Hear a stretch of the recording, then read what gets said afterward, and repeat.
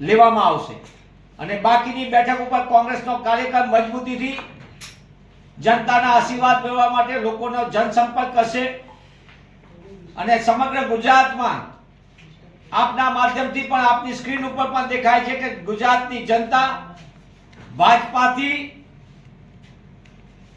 સંપૂર્ણપણે જાકારો આપવા માટે મન બનાવી લીધું છે. ભાજપાને ગુજરાતની જનતા અસલી મિજાજનો પરચો આપી રહી છે. ગામે ગામ ભાજપાના ઉમેદવારોને એ મિજાજનો અનુભવ થઈ રહ્યો છે. એટલે સીધી રીતે ભાજપા જનતાનો મિજાજ પારખી જતા આવા એક પછી એક કારનામા કરી રહ્યા છે. એક તરફ કોંગ્રેસના તમામ ઉમેદવારોના મોટા ભાગના ઉમેદવારોમાં નાનામાં નાની વસ્તુની ખોટે ખોટી વસ્તુ કાઢીને ફોર્મ રદ કરાવવા માટે, સમય લટકાવવા માટે તંત્રને જે કહેવું પડે તે રીતે એમને પ્રયત્ન કરી જોયો. બીજી બાજુ ભાજપાના ઉમેદવારોને, એ ખેડાના ઉમેદવાર હોય કે રાજકોટના ઉમેદવાર, જેમના ફોર્મની અંદર 15, 20, 25 ભૂલો હોય અને એક માહિતી ખોટી હોય, જુનાગઢના ઉમેદવારોમાં પણ માહિતી ખોટી હોય, રાજકોટના ઉમેદવારે 300 રૂપિયાના સ્ટેમ્પના બદલે 50 રૂપિયાના સ્ટેમ્પ ઉપર કર્યું, જે રિટર્નિંગ ઓફિસર પોતે ના પાડેલી, છતાં એમની બધી વાત માન્ય કરવામાં આવે છે.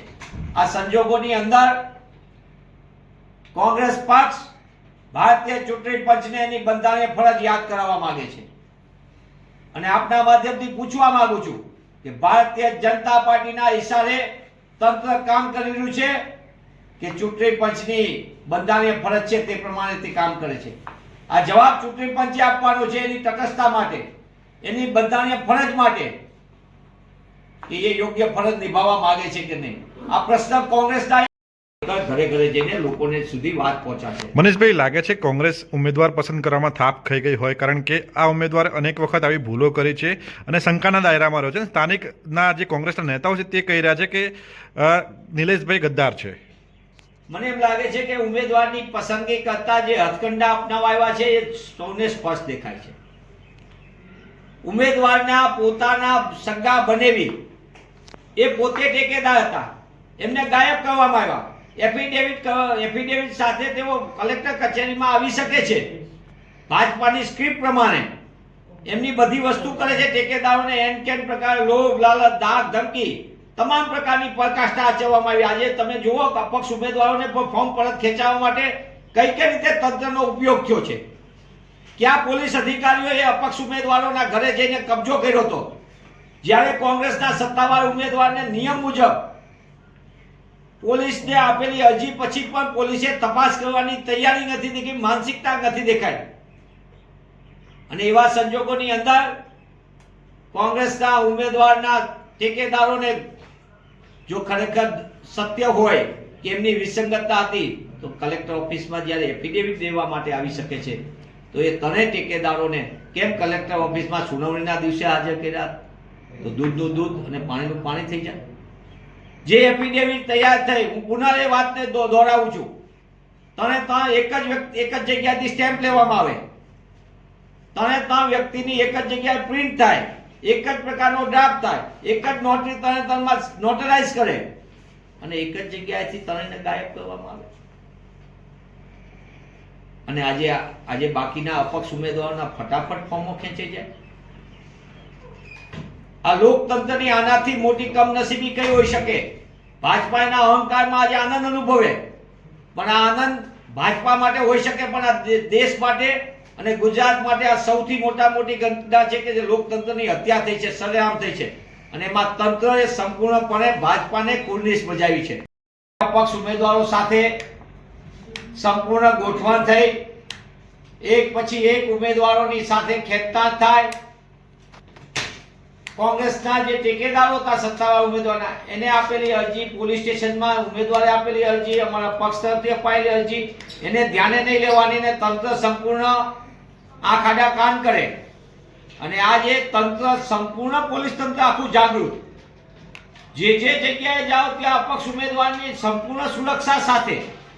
અને એમનું કામગીરી શું હતી તંત્રની? કે ભાજપની તરફેણમાં ગોઠવણ કરો, એક નહીં બે નહીં તમામના ઉમેદવારોના ફોર્મ પરત ખેંચવામાં આવ્યા, અપક્ષના ખેંચાવવામાં આવ્યા અને જે એમને સ્ક્રિપ્ટ પ્રમાણે મતદારોથી ભાગનારી ભાજપાએ આજે પોતે બિનહરીફનો પોતાનો સિક્કો જમાવવાનો ખેલ કર્યો છે. આ સિક્કો માત્ર એટલા માટે નથી પણ મતદાતાઓની સીધા મત લેવામાં ભાગી રહેલી ભાજપા અનેક જગ્યાએ તેમને મળી રહેલો જનતાનો મિજાજ અને જનતાના મિજાજથી ડરી ગયેલી ભાજપા જે રીતના કારનામાને હથકંડા અપનાવી રહી છે એ આખું દેશ જોઈ રહ્યું છે.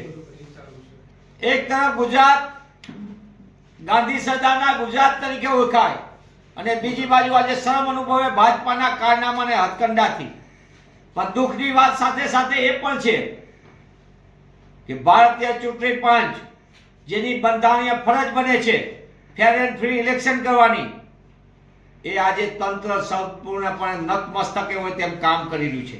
માત્ર નતમસ્તકે નહીં પણ એમના ચૂંટણી પંચના આદેશ લેવાને બદલે ભાજપાના મુખ્ય પદાધિકારીના આદેશ પ્રમાણે વર્તન કરી રહ્યું છે.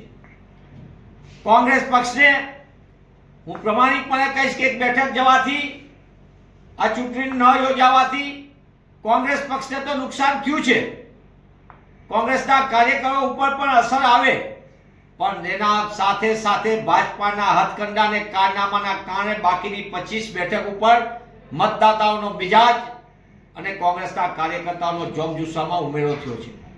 અમે લડશું. આ લડાઈ એ લાંબી છે. ભાજપા લોકતંત્રને અને લોકશાહીને નુકસાન કરવા માટે કઈ હદે નિમ્ન કક્ષાએ જઈ શકે જોવા મળે છે આપણને, પણ સાથે સાથે ભાજપાએ અપનાવેલા કારનામાની લડત પણ અમે લડીશું.